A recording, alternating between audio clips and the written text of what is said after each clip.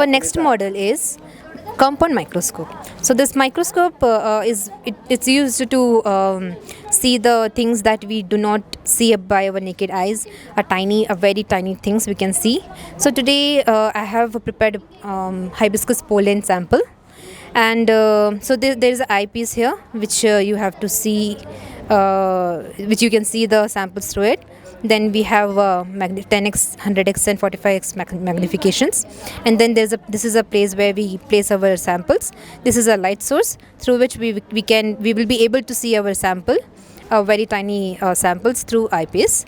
And this is the adjustable knob that we can rotate and adjust the our sample, and it will be very clear if we adjust this and see through our eyepiece. And also there are other adjustable knobs here, so which would help us to adjust our sample back and forth, sideways. Yeah, so this is the compound microscope.